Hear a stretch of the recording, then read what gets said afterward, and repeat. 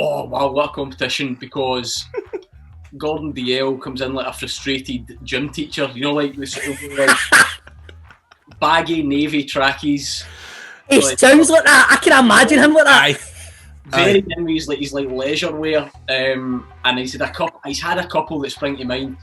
By the way, the standard isn't very high, so I could pick anyone, but I do remember a couple of sort of baggy navy tracky bottoms, then the kind of stripy polo shirt, like the only thing missing is the whistle. Aye. And he's got that sort of creepy edge like PE teachers have as well, so I'd need to go him. I can imagine that. It's a bit like, remember when you'd have like a sports day at the school, or like a sponsored walk, and English teacher would turn up in their gear that they wear outside the school, and it was atrocious. A bit like that. A pair of Dunlop trainers on. I think it's going to be him. I think I'm going to touch every answer to make it. Ooh, God, that's probably him as well, by the way. Is it? Depending what context, like in and around the show, it probably is him. But then, like, having played football with some of the guys, like, playing five-a-sides with Alex Ray and stuff, wow, what an like, the guy's just an absolute animal, like, as you would expect. Aye. It's ridiculous, like, he takes it so... I mean, Alex must be, like, in his 50s, and he would, you know, that kind of phrase, but kick your granny, like, he totally would. Aye. So I remember me and Grado played in the Legends game at Ibrox, and I was in Alex Ray's team, and we went out to warm up on the pitch at Ibrox, and obviously I'm surrounded by all these fucking legends, man. I'm kicking the ball, so we're just warming up, and we're passing the ball to Alex Ray, and he passed it to me, and I passed it back, and it was my first touch, and he actually grilled it, and he's like, calm down, relax.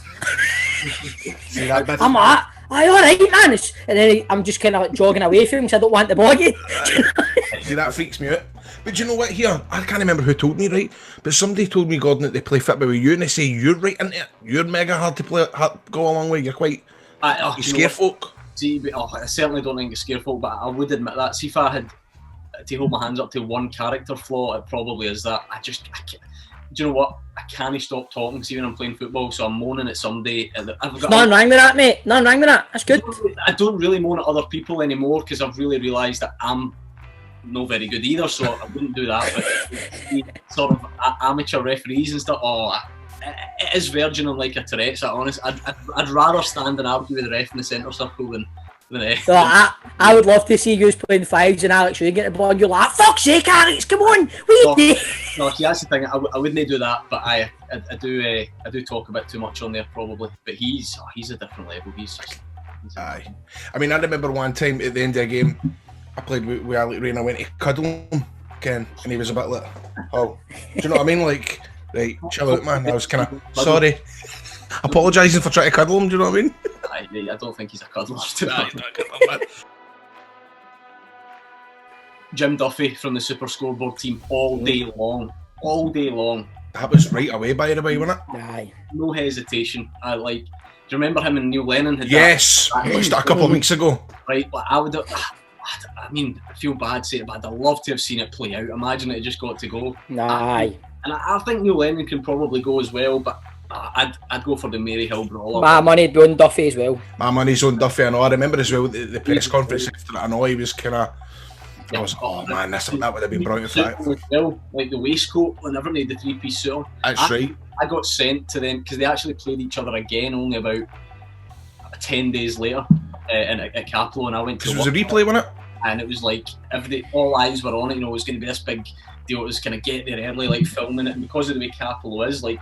Hibs had to arrive and walk right up the touchline, and Duff was just waiting at the end of the tunnel, and everybody's thinking, what's going to happen? And in the end, they just did a wee cuddle, and that was it. So whatever. Oh, you must be joking from the Super Scoreboard. Absolutely. Go to Shug.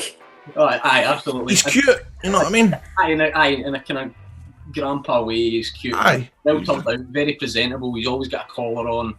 He's eventually ditched the tie after many years, but you know, wee scarf, wee corduroy jacket, aye.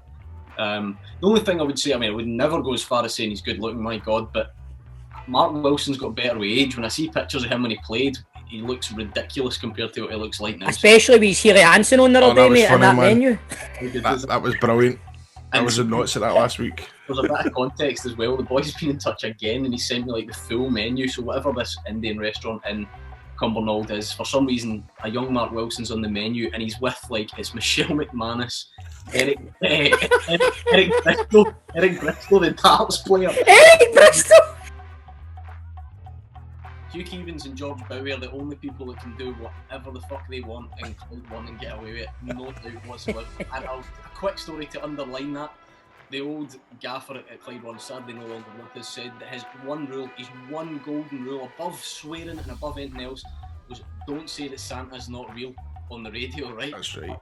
And Hugh, in a way that only Hugh can do, decided to say it one night. It didn't even have anything to do with anything else. A guy had phoned in about, my wee man's gutted because, I don't know, Rangers lost at the weekend or whatever, and Hughes went, tell him Santa's no real. And I have no idea why I said it, but that is a pure ringer, I've heard that. That was me. I'd have been job centre. Aye, he's got a lot of credit in the bank, Hugh, but hasn't he? Aye. Oh, by the way, that would be a competition, because I think Hugh, I would go for Hugh because he's Lord Lift. You know what I mean? He can't drive, so he's forever getting people doing his favours and lifting and laying them. So he would fall into that. And DL's bad for a bargain. He's the type of guy that would go into. I know you can do this in like a market or whatever, right? But he'll go into like an established shop like Asda and just ask for money off someone. Aye. That blows my mind. I'm like, the price is on it. Like I don't get that. Like he will not take it. So it needs to be him, I think. Hugh. Yeah. Hugh is, isn't he? Aye. He's brilliant on Twitter, by the way.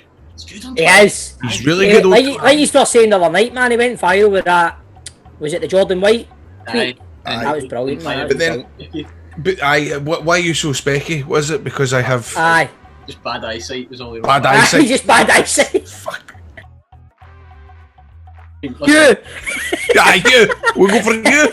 Apart from Hugh, that's the obvious one. I mean, it would be ridiculous of me to ignore Four Wives DL, wouldn't it? I mean, not very reason for that. I mean, Four Wives DL. In fact, no, he's looking for number 4 or something like that. So I. Well, that's got to be Hugh to an extent, to be fair. Aye. But that doesn't mean. But you know what? Sometimes I do love arguing with him and think he talks rubbish at times. But if I had to pick one of them, it needs to be Hugh. He's the godfather, isn't he?